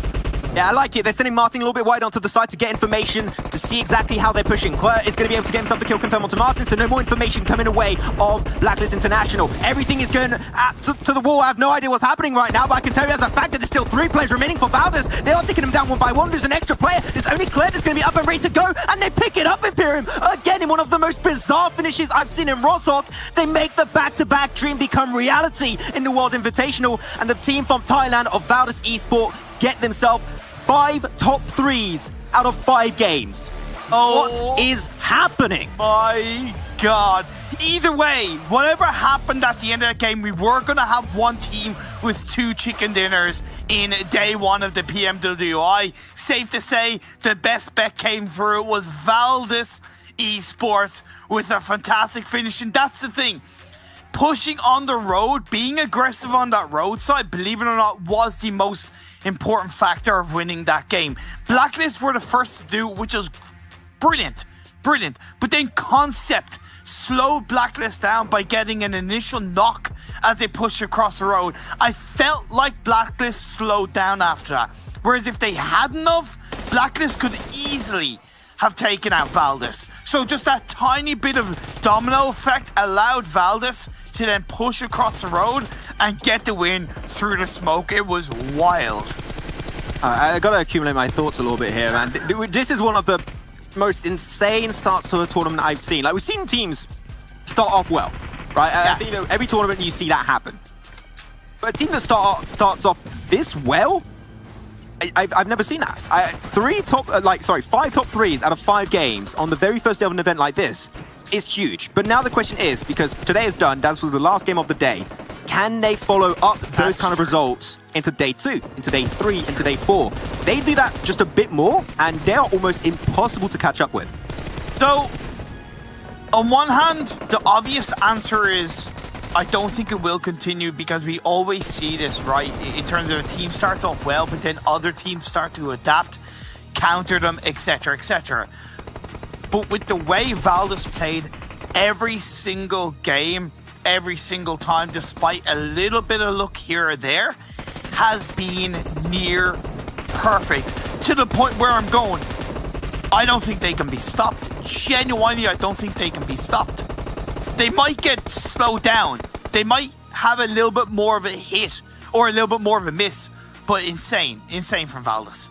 Yeah, can't stop, won't stop. But with that said, that's going to be it for myself and Imperium for today. There's a lot to break down, so I'll head on over to the boys of Blank, Blair, and Jason on the desk. Well, Max, I feel like there was some line in there you could have said that would have definitely closed it out well for me, of you saying, well, that's just illegal. I mean, Valdez somehow are just coming out so well today. I mean, like you guys said, top 5 finishes. This team from Thailand is proving to be the team to beat, and a team we definitely had our eye on coming into this event. But I would say confidently, at least for me, I never expected them to do this well. I don't think really anyone expected them to do this well, where they should be over 100 points now. But Blank and Bleh, what a play. I mean, I think you guys were talking about before, Valdez, they just don't make mistakes. Yeah, like we were talking about the green room as well, right? And the fact is, sure, you can talk about certain teams having a great start to the tournament and how day 2, day 3 onwards might kind of trail off a little bit. Other teams might be able to come back up, but like Black and I were discussing, they haven't made any unforced errors. Like sometimes, sure, like the circle might not favor them. There's nothing you can do about that. But apart from that, when they have the information they do have, they don't make a singular misstep. Even that final fight coming in, the way they were aggressive, they weren't waiting for the fight to come to them. They took the fight to their opposition as well. I'm just looking at the stats, man. Like, they have 47 kills. 47 kills in 5 games. The second highest is Geek Fam on 27. That is ludicrous. Blank, get this guy out of here spoiling stuff for us. But that is ridiculous. It's insane stuff. Let's take a look at the results, though, from the last match, so we can obviously get to the overalls in a little bit of time here. And the amount of points these guys are building up, 26 points. And like you were saying, Blair, like 11 kills in this game. They are just putting up the numbers constantly.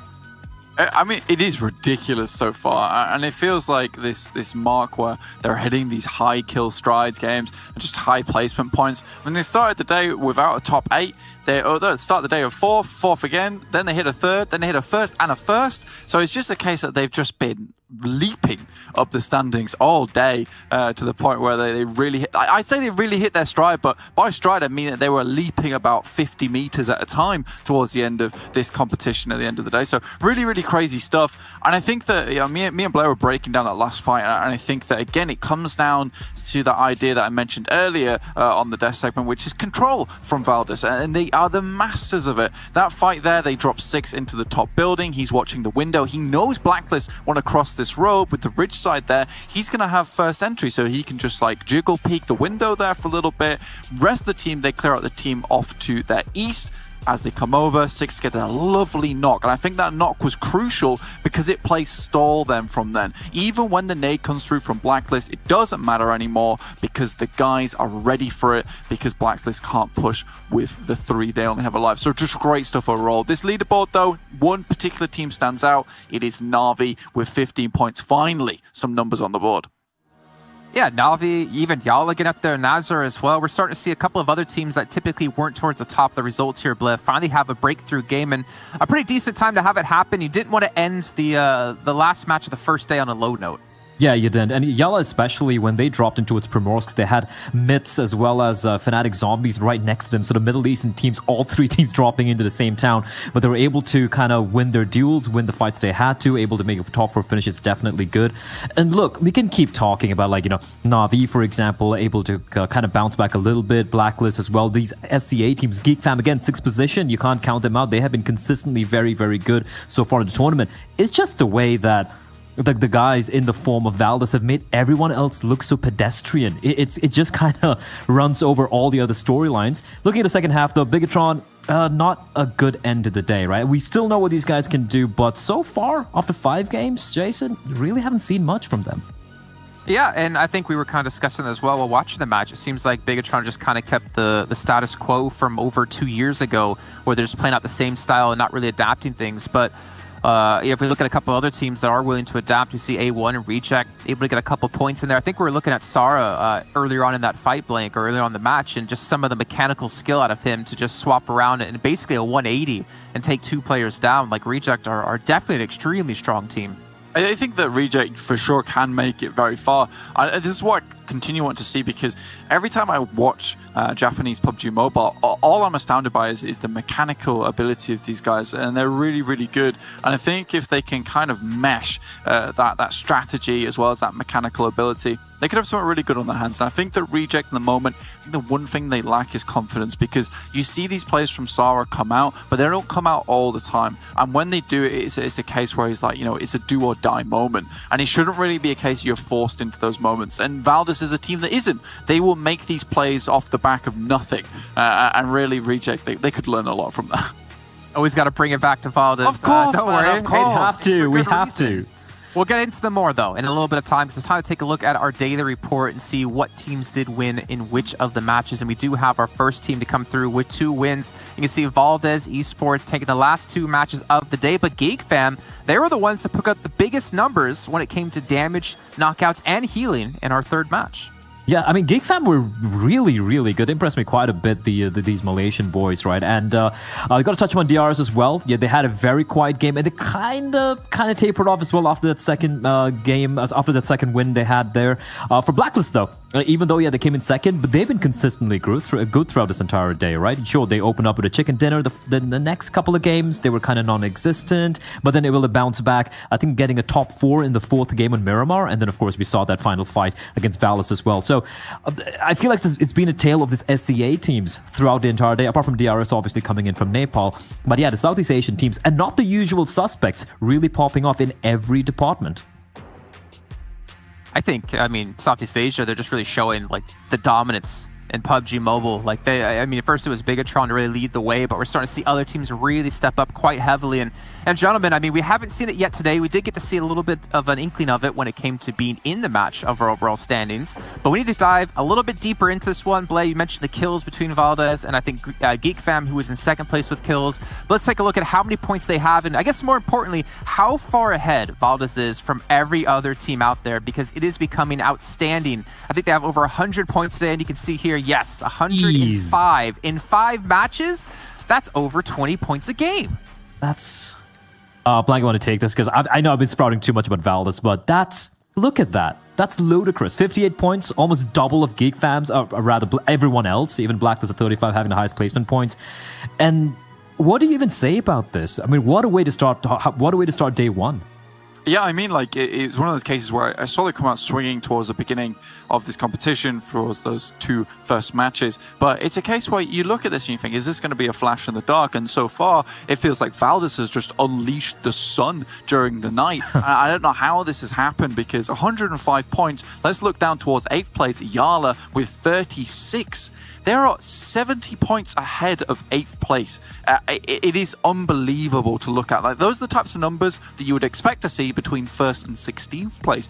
But yeah, this is some crazy stuff that we're looking at the moment. Again, though, Blackness International really able to bring it back there. And to Xavier, I will 100% go out on a whim right now and say that I have not seen too much of this team before, and I am genuinely impressed. Yeah, and I mean, considering it's really hard to make yourself stand out when the rest of the teams here in the competition are so close in points, minus Valdez, obviously. But yeah, they definitely have. They've really shown like what Vietnam can bring to the table, and I think that's what's so great about this event is you get to see teams from countries or representing their countries competing against the best in the world and really try to make a name for themselves, and that's definitely... makes me want to keep my eye on them into the future as well with PMGC happening later on in the year. But last thing for you, Bled, before I move on to the second page, any other teams really stand out to you here? I'm just going to put this out there for Zeus Esports. They've had, it's not been a bad day, right? Like getting to a 5th position is still not shabby. It's still not shabby at all for these guys. But they do tend to have these. They do tend to have kind of slower starts. They usually have way more kill than placement points. And in this case, they've had the same number of kills as placement points.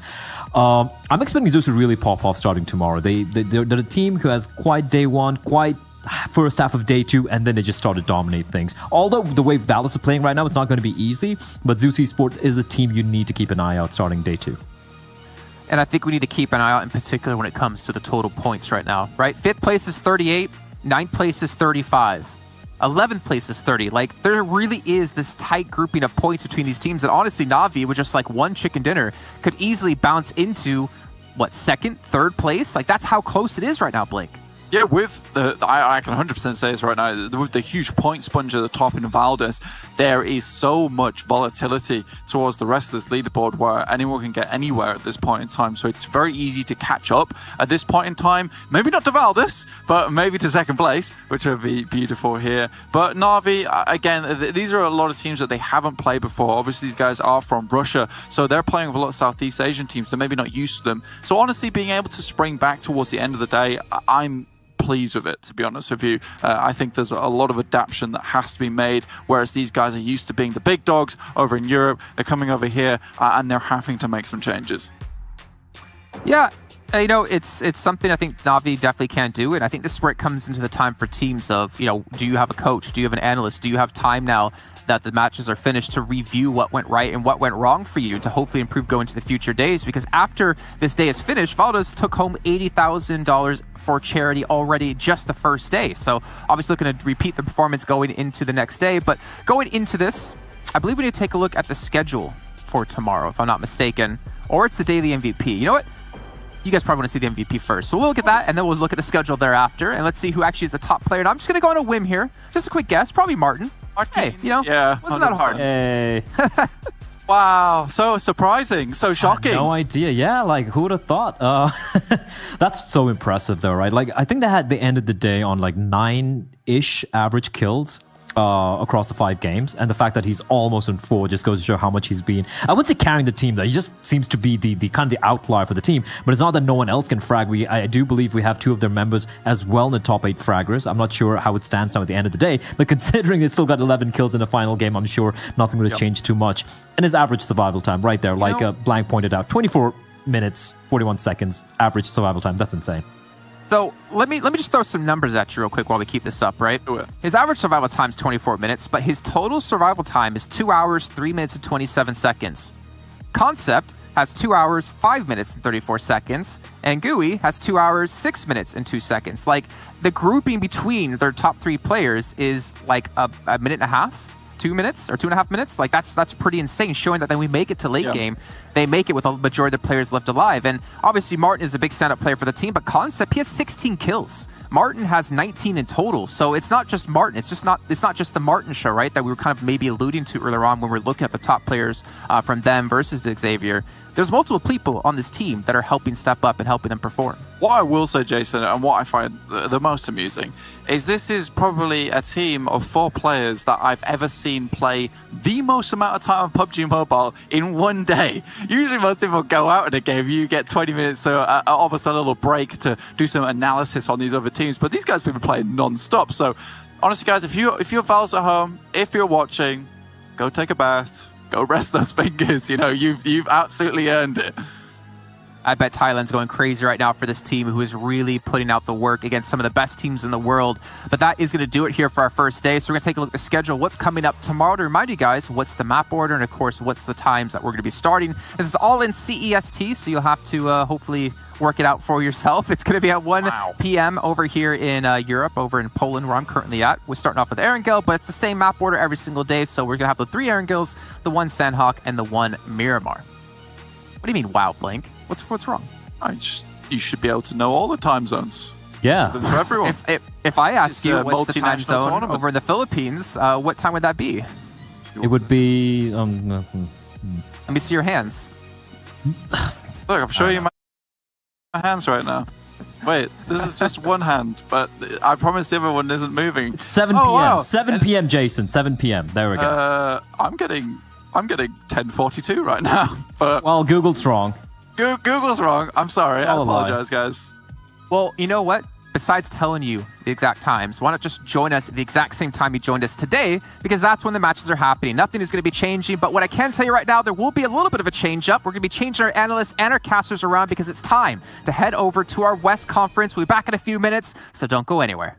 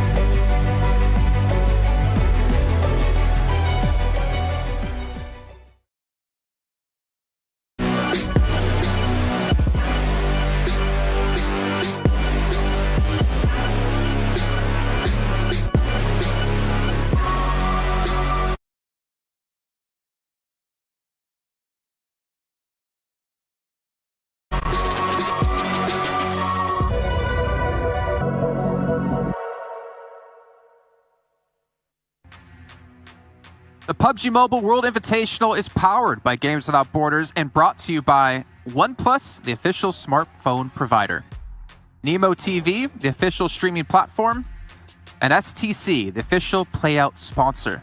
And ladies and gentlemen, it is our first day here of the PUBG Mobile World Invitational. This is the West Conference now. If you joined us earlier on, you might have gotten a glimpse into the East Conference and all the teams. And Valda is just completely smashing everyone out there. But we are transitioning and switching our mindset over to the West Conference, where we have just as great teams, all going head-to-head to win their share of the $3 million for charity. I'm Jason Kaplan. I'm still your host. I'm still here from these broadcasts because you know what? I was like, forget anyone else. I want to stay here the entire time. And I'm joined by two extremely fun men to hang out and chat with.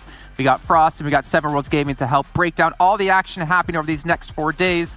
Seven looks like a deer caught in headlights there all of a sudden. I don't know what that was. But how you doing, Seven? It's been a long time since we worked together. I'm doing great, man. It's good to hear your voice on the headphone. This is so nice. And also, Frost, first time I think we're working together. Good to meet you, man. Yeah, same. It's going to be great. I mean, we got 4 great days ahead of us with a lot of money for charity and some of the best teams in the world and PUBG Mobile. I mean, can it be a better weekend than this? Ice cream. It is hot everywhere in the world. Maybe get some ice cream brought in. It would make things even tastier and more delicious to go with all the chicken dinners that will be handed out today. But this is a 6-week-long competition. If you haven't seen what Gamers Without Borders is about, it's all about charity. It's all about COVID-19 and helping get those vaccinations rolled out. And this is the final game, the final elite competition to happen before we close out the entire 6-week-long event. But what a better way to do it than with PUBG Mobile as well. But to move on from this, we talked about money that can be won. It's $3 million on the line for all the teams across both conferences, and we're going to take a dive into how much you can win by coming out on top at the very end. $250,000 for our number 1 place team, all going to the charity of their choice. And speaking of charities, we need to mention the charities that are affiliated with this entire event. You got UNICEF, you got Gavi, you got Direct Relief, International Medical Corps, and you have King Salman for the humanitarian aid and relief as well. All of them partnered with this amazing cause that we're having for you here today. But to go back to the money, Frost, $250,000, first place to the charity of their choice. That's amazing. That's a lot of money, and it's all going to charity. So it's for a good cause as well, and nothing better than that, right? You want to be able to help out with everything that's going on right now. Everybody needs the vaccine and so on. So a good cause, a lot of money. Everyone's doing their best to get as much money as possible for their charity of choice. Yeah, I mean, $250,000. That's like a half day rate for you, if I'm not mistaken, right? Stop it. Just stop it. That's yours. I wish it was, and if it was, I would definitely donate a large portion of that over to charity as well. But points, right? We got to talk about how teams even get into the position to be first place, or obviously in the other places that we do have. And honestly, Seven, I think most people out there are very familiar with the entire format we've been running with for over a year and a half now. That standard 1 point per kill. Yeah, and I mean, that's the big one, right? The meta has changed a lot. We've seen teams prioritizing more on kills than anything else. And something to keep in mind as well is 13 and 16 players are going to be getting 0 points. So they are going to be looking to at least get 1 kill. Every point counts. I mean, you don't want to be that team that's just missing out on a couple $1,000 by just one point. I mean, you're fighting for your charity, right? You don't want to let them down by being 1 point short of doubling up to 30K or something like that. But, you know, for us, I mean, again, we teams are so familiar with this. We still see these adaptations happen within PUBG Mobile. And over in the East broadcast, we had teams out for blood. I'm expecting the same thing to happen here. It's definitely going to happen here as well. For me, I'm looking forward to see all the top 5s because I think that's the most important part. That's where you're going to gather a lot of points. If you get to the top 5, not only are you going to get the placement points, but also a lot of kill points on top of that. Hopefully, at least. Hopefully, you're not just snaking in. Yeah, and I think what's really important for me is the fact that you have a lot of these teams that might not have been heard of. Like, if you're not watching all the regions, it's really hard to get an idea of like who some of these teams are. But as we saw in the East Conference, it's a chance to really step up and show what you're about, show what your country's about as well, right? That country pride on your side. And a lot of teams will have that pressure of not only competing against the best, but the pressure of all their fans out there watching them. And I'm so glad you actually mentioned that. This is something Frost and I were talking about before the show started.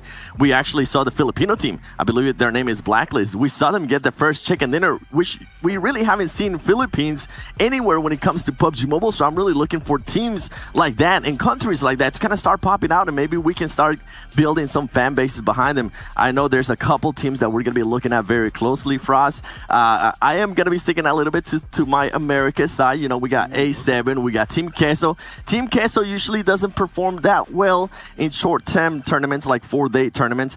They did better last time they played in America's Finals, so I'm really looking forward to seeing how they start off today. I'm just going to say it's going to be clean slates. We're starting over from zero here for every team. So, I mean, everybody can step up right now. Now's your chance to prove yourself against some of the best teams in the world. If you haven't done that before, now's your chance. And, you know, you can dominate them now and just show them next time you're in a league with them, you know, they got to watch out for you.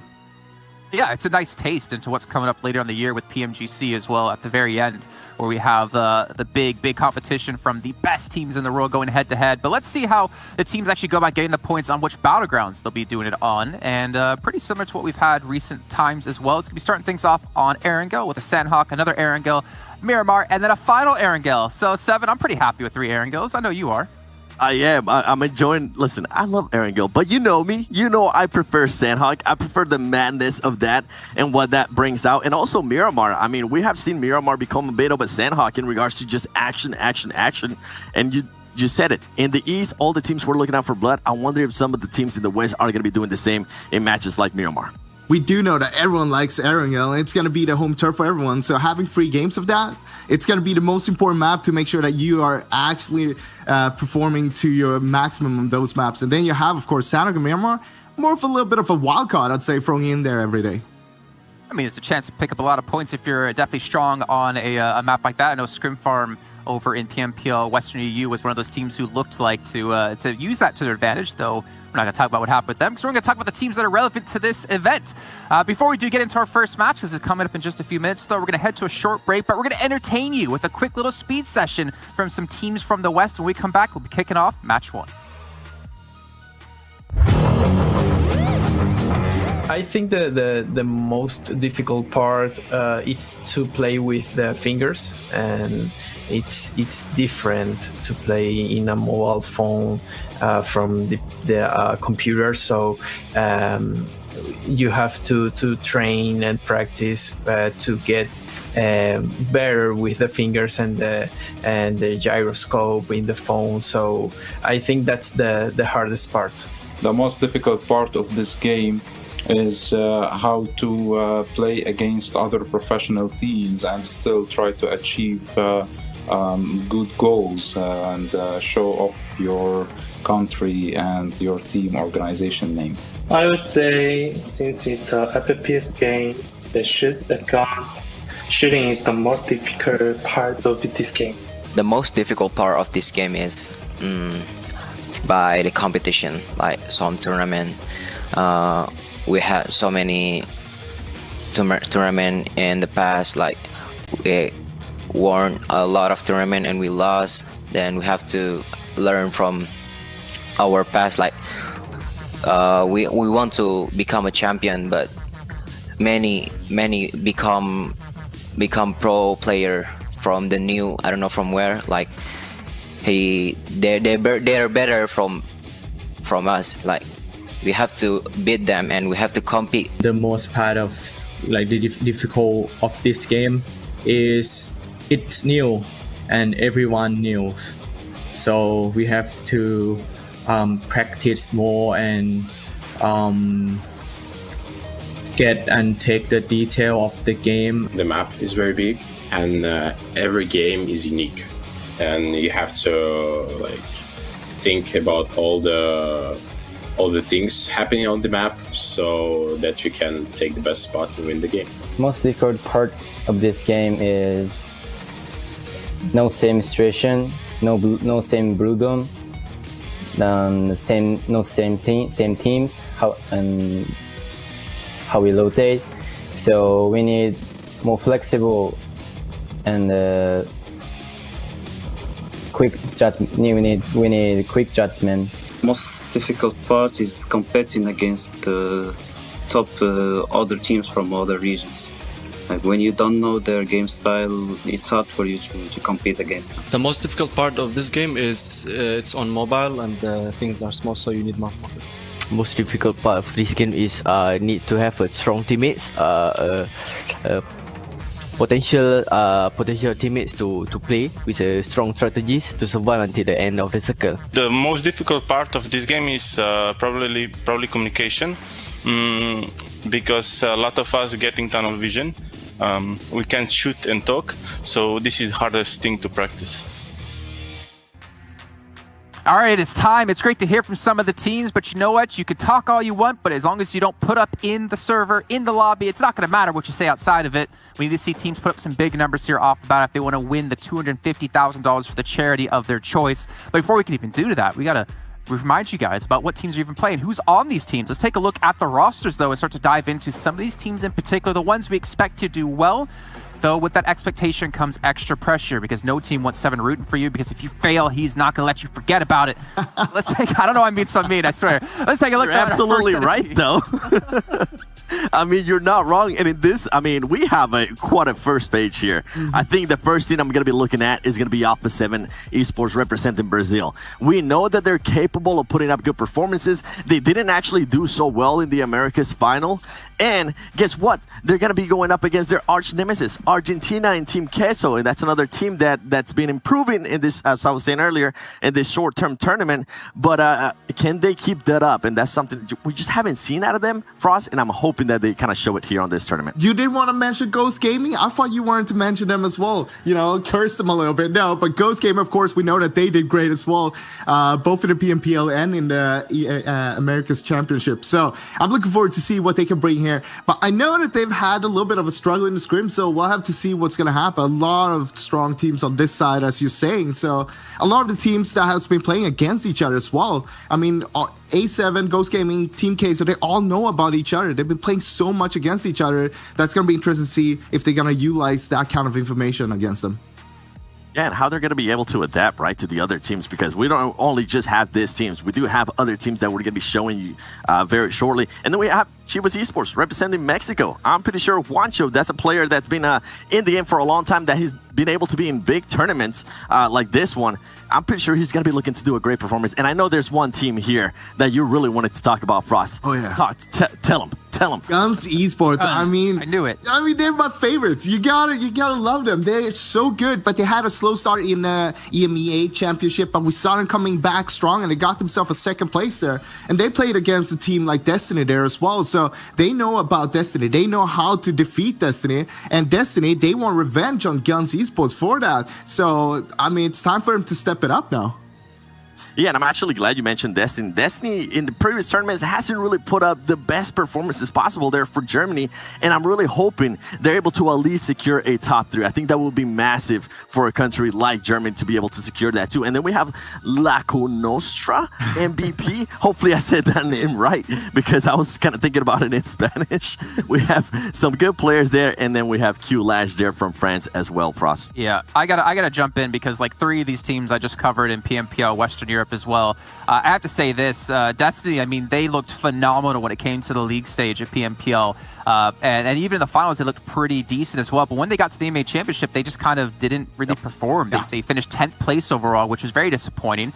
You have Clash as well with MZ, which Maxman was always talking to him, since they're both French. And they had a very tough time in the beginning of PMPL, because they just really underestimated a lot of the teams and were lacking that confidence, even though in the scrims they had before the event, they were #1 by a mile. And La Nostra MVP, they have such a strong lineup, and we're starting to see them grow as a team. Alicio was always the player to watch when it came to their fragging power. But again, this is their toughest competition now. They didn't make it through into the finals for EMEA, into the regional championships. Now here playing in West, it's going to be tough for them to adapt. But we need to move on now into our next set of teams, because honestly, there's just so many great ones to talk about. And all of them have played in these like league stages for PMPLs and in that kind of same level of tournaments. So everyone generally is on the same level of skill. But I will say this. Which one do you think I'm going to talk about on this one, huh?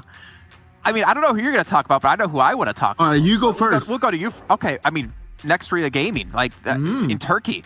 Frozen, like 15 years old. He was the MVP of the entire event. They completely demolished every other Turkish team. And Footballs was always the team from the region we talked about. You had Classic Athletics come into play when we saw PMGC, but Nextria Gaming, I think this is going to be the Turkish team we're going to see throughout the rest of the year. Yeah, I'm going to be talking about Kanina Power. They have the EMEA Championship MVP in Nomi, and they've now been playing without one of their previous MVPs in Tixie. I feel like this team, they've been able to get it down. They've been able to get 4th place in the championship. They were able to get 4th place in previous tournaments as well. They're continuing to be that top 5 team. I just want to see if they're going to be able to push it to that top 3, or maybe the top 2, or who knows, maybe that number 1 place. Look, I'm just going to say Team Onyx, though, from Georgia, they just barely missed out to get to the EMA Championship. They got themselves a 6th place in the PMPL CIS, just below Kanina there, that got himself a 4th place, as you mentioned, Seven. So I think that they're going to be going on strong here. And you can see you're in the bottom there of Team Onyx as well, 7. I see your name down there. And of course, you have UDR Killers from Spain as well. They also just barely missed out on the EMEA Championship, ending on a 4th place in the Western the PMPL EU there. So basically, they're a strong contender to being in here as well. They play a lot against a lot of the other teams that we saw on the previous slide, like Lacro Nostra, MVP, Destiny, Clash. So they know a lot of the teams as well. A lot of the teams here from the EMEA region. And I mean, basically, them going up against all the other teams here, it's going to be interesting to see what they can bring against the NA and SA teams. UDR Killers in PMPL Western Europe, they didn't qualify for the first Super Weekend. Going into the second Super Weekend where they did qualify, they took home 3 chicken dinners in one day. This team has that potential, but the problem is you can't have these high highs and low lows that they've had in the past. They need to have that level of consistency across the entire event. And now we're going to see our last teams here. Now you're going to recognize some of the names, but the rosters have changed a little bit, as you can look at Godsent and 19 Esports from me in my eyes. But Seven, who do you want to talk about first? I'm so glad you mentioned consistency there, because when it comes to consistency and not being consistent, you know which team actually pops up to mind? 19 Esports. They're the most inconsistent team out there. They can do really, really well one day, and then they're completely disappear the next day. So I'm hoping with some of the additions there, like Shifan to that team, are you kidding me? I'm really interested to see what kind of action we're going to be seeing out of them and who's going to be playing, because if Carnage plays, we do tend to know that they tend to force things a little bit more. But let's say Shifan now is going to be playing instead of Carnage. That's going to be a different dynamic there. What were you going to say, Jason? I swear, you're like the biggest hater, but also biggest lover and like supporter of like the North America when it comes to PUBG Mobile. You will break a team down and trash talk them, but you will defend them to your death at the same time. As I always tell people, if you do good, I'll make sure I tell everybody. But if you do bad, oh boy, I'm gonna grab that megaphone and tell the whole world. Oh gosh, you don't want to be on the wrong side of 7. But Frost, what about you? Which team are you looking at? Look, I'm looking at Road to Glory here. RTG Esports here, coming in from Morocco. They got a pretty strong lineup, even though they haven't really proved themselves. They were playing in the PMPL Arabia, and they got themselves a 15th place. Not too good of a result, but now's the time for redemption, right? They have some of the teams that they know. They'll be playing against another team like Rad Esports there from Egypt, and also Guns Esports that we saw earlier from Iraq. So some of the teams they're already familiar with, but there's still a few of them that they need to look out for here. But I think they can be sort of a wildcard for this one. Yeah, I think that's the thing, right? There's a lot of dark horses when it comes to events like this. There's a lot of tape on certain teams, but not a lot of tape to watch when it comes to the others, because you just don't really have the ability to see them playing to know their style. But gentlemen, PUBG Mobile, over at Esports PUBG Mobile on Instagram, did post, who do you think's going to win the first chicken dinner? And we saw a plethora of people supporting their own countries and supporting their own teams. But I want to throw it to you two, because on the East show, the East Conference, none of us were right. Who do you two think to take the first chicken dinner? Frost, let's start with you. I'm going to go with Guns Esports. That's my boys, and I believe in them. They had a rough start in the EMEA Championship, but now's the time for them to get the first win. Okay. A7. 7. Oh, A7. wow. Is it because they have a 7 in their name? That's a little cheap. Oh. Hey, don't give up my secret. I feel like if you ever did like the power balls, you would do like 7, 17, 27, 37. Anyways, guys, we got to let you two go for a quick little break because we got to bring in our commentators. The first match is upon us here for the West Conference. So you two get out of here for now. We're going to bring in our commentators for the very first time for today. So ladies and gentlemen, welcome in Viram and Mustache Dave here to the virtual studio. Oh, thank you so much, Jason. We're excited to be here. Mustache Dave back at it again, this time on the international stage. I'm excited to see these teams going out here raising some money for charity. Because let's be honest, we all love playing video games, and when you can do it for a good cause, there's nothing really better than that. Yeah, $3 million are on the line here this weekend alone. $250 for each West. And East. It's going to be exciting, high-level gameplay. By the way, I just want to say, 7, you're going to have to change your password. I think Jason just exposed you out there with those numbers. But, Paul, game 1, it's already on, my man. Let's go. Let's not wait any longer. We got a nice little intro. We got to set the stage. We got to let you know what's at stake. And now we get to get into the gameplay, get into the action. This is what you all came to see. Some of the best teams from the West here battling it out to put some money in their charities' pockets. Well, this one's going to be interesting. Erangel making up 60% of the 20 games here. Ghost, Guns, they both like to drop Pachinki. RTG, UDR, they go School. Team Queso and Onyx, they go Fairy Pier. So we got 3 main areas on the map, pretty centralized here, that 2 squads are going to be fighting it out. And I had a chance to watch the scrims. I'm just going to say, Ghost Gaming in the scrims, they got mopped. They got mopped from Ghost Gaming time and time again. So it's going to be pretty exciting to see what actually unfolds now that everything's on the line. Yeah, we'll see if teams will continue to stick to their guns here or if they make the call to say, all right, we need to shift. And I've casted the players on Ghost Gaming for like 3 years now almost, and I've never seen anyone ever basically bully them out of Pachinki.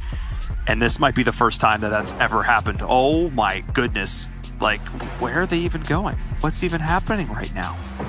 And it goes back to what you said. You know, you've been watching Ghost for the longest, and they always get dropped on. Not once have they pushed out. And I spoke to a couple members from Guns. They said the same thing. We're not leaving. So it's going to be a bloodbath here. Let's see who comes out on top. Yeah, they're right on top of each other. I couldn't believe my eyes because, to your point, Dave, I didn't think they'd continue to do it. I thought one team would have to bow out going into this first match when it matters here in game number 1, but that's not going to be the case. A very friendly circle, so we're going to ignore it for now. It's going to give these teams lots of time to fight, as we're already seeing Revo doing in the kill feed, bringing the big guns to bear. We're taking a look. Ghost Gaming trying to get themselves together, trying to take an angle, take over one side of the city here to give them a better base of fire. And just thinking, you know, Big Brain. What if Big Brain, Ghost, they were kind of throwing their Pachinki fights during those scrims? They're like, yeah, let them think that they can take us out. And now, when it matters, they're going to pull out those strategies. So it's going to be interesting. I already saw a double barrel shotgun on one of the players from Guns. And looks like Guns playing a little grouped up together. Soft 3-1 split right now. And it's going to come down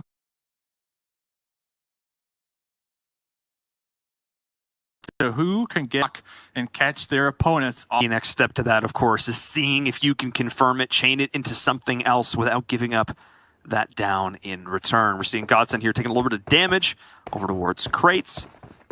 And going to be able to keep themselves alive, reset here a little bit. The Pachinki fight is definitely what we're keeping our eyes on as a whole. But like you mentioned before in the plane, Dave, lots of potential for hot drops, at least to start this off. I would be a little bit surprised if Ghost was throwing it, because like scrims are only useful if you go the whole way, you know what I mean, or more useful. So just dying early every single time is maybe less useful.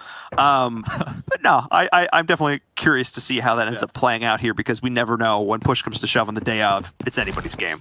I definitely agree with your point, but then it gets... But I want to see secret... I hear you. I want secret strats. Scrims here. We're talking practice ball, all right? So we'll see. As you know what, it's just going to be one of those main storylines that we follow every single Airwell map. Both those squads talking to the players. They're not moving. No matter if they get wiped out first or if they come out on top, they're going to continue to drop there. So at least we have something to look forward to every single game, some potential action. But I'm actually surprised, because just looking at the minimap, looks like Ghost already finding some vehicles and repositioning, maybe pushing out. I wouldn't honestly be surprised. And I laugh at, after all this, the net result is they just split it and they don't end up taking that crazy fight. Like, that would be, I think, the one result none of us really expected. But to your point, Dave, this isn't practice. You don't want to give up a dumb death early. The chances of you making it to the end, securing the chicken dinner, increase exponentially if you're able to keep all 4 players alive. So we'll definitely be keeping an eye on where these teams are rotating here. As I said before, a very friendly circle. Teams are already on the main island. Nobody's still dilly-dallying down there on military. They're not going to have to worry about any risky crossings in the late game. This has been honestly one of the most relaxed loot phases we've seen in a while, because looking towards the end of the last PMPL here in the Americas, it was getting spicy in some of these games. Key word, though, end. Towards the end, early on in tournaments, a lot of teams, they play it really cautious, really slow, like to put out those feelers and see exactly where their opponents might end up going when it comes to rotates, when it comes to drop spots. Because we're going to talk about like one more time, scrims, yeah. Teams, they might pull out some strategies that they're not going to implement here. And talk about some strategies. Ghost, 4 piled up in that US. Oh, they need to be extra careful. Yeah, don't want a clown car situation to happen there where everybody gets in and nobody gets out. As we're seeing them position them up on top of this hill here, and they're in an okay spot. This isn't a bad position to be, especially looking at this next circle. But the issue here is that, like we just saw, they're going to be very exposed with this next rotation. So they're going to have to do a very good job of scouting, of gathering intel, because UDR Killers here down towards Apps is in a great position to gatekeep them should this circle continue to go further north. A solid spot right now. They have some pretty good sight lines, and RTG are already repositioned out just a little bit to Rozhawk. And this spot, circle 1, pretty center. So UDR, they don't necessarily have to move anytime soon. They could pretty much, make sure to loot every single room, get that list out, that grocery shopping list, and check it all off. Get those scopes, those attachments, all those meds. Because honestly, I was watching earlier on, and I think with the short form tournament, 20 games, one of the key, I guess, plays in the squad's book that they're going to really have to keep an eye on is resource management. How they use their smokes, their nades, and their meds. Because I was watching earlier on, East, it was late game. Late game, no more smokes, no more grenades. Like, they just use them all towards the early and mid game. So I'm really going to be looking at teams and how they use their resources here. Because resource management is so critical, making sure that you have some of those key smokes to build these good defensive barriers with your vehicles in those circles 6, 7 are really the big ones that come to my mind.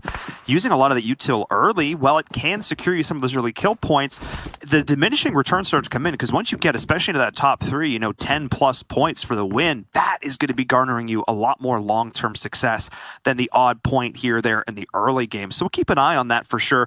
We'll see how the teams are opting to play it here in the West. That's something we've been traditionally pretty good at, I would say, though often learning from the East, as is the case quite a bit here with PUBG Mobile. We'll keep an eye on that for sure. It's been a very quiet early game so far, Dave, and I think your prediction of the early day number 1 first game jitters, we'll say, definitely still into effect here. Teams aren't nervous, but they're cautious. And just kind of back to that point, for sure, tomorrow East is going to be a lot more tight. I think today, both East and West, it's just game 1, game 2, it's the first day. So a lot of unpredictable plays will be coming out from your opponents who, let's be honest, they're not used to playing against here. So I think that's one of the main reasons we saw a lot of that utility used early on. And Jason asked the desk this. I want to get it in real quick before this starts to get spicy. Predictions. Instagram, they had their predictions. Who do you see coming out top? It's a little unfair because we see the map right now, of course. But if you had to pick one team, first chicken dinner out here for the West, who would you say? Well, I mean, I have to be biased because as like the token Canadian, we have a Canadian team. So I kind of have to go for 19 Esports. It's not based on any logic or reasoning. It's just based on the fact that I don't normally get to root for Canada. So I'm going to do that here. Let's go. Okay, respect. Okay, we got one for Canada. I'm going to go with Canada. I was looking at the map. My bad. I'm going to go with guns, though. I'm agreeing with Frost. I'm a big believer in guns from Iraq. I think they're going to come in here and dominate. They're a good team when it comes to getting those kills, and they're consistent with getting high placement points. I think that's going to play a huge factor in these 20 games. And they've got some seriously experienced players at this point. I mean, I remember the first time watching these guys competing on some of these more world stage environments, being really impressed with the individual fragging power.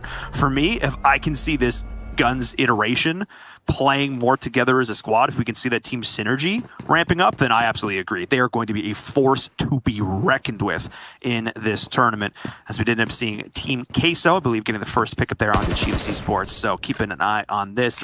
UDR Killers still just continuing to chill out, our team from Spain maybe cooking up a paella or something, just relaxing.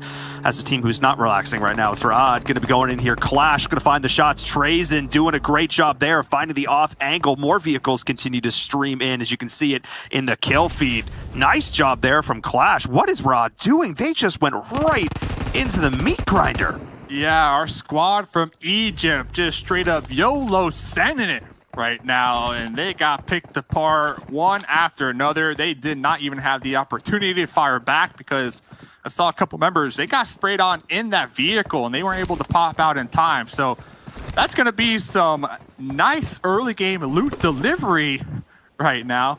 Hey, we're going to call it what it is, loot delivery out here. So not too bad for our squad from France.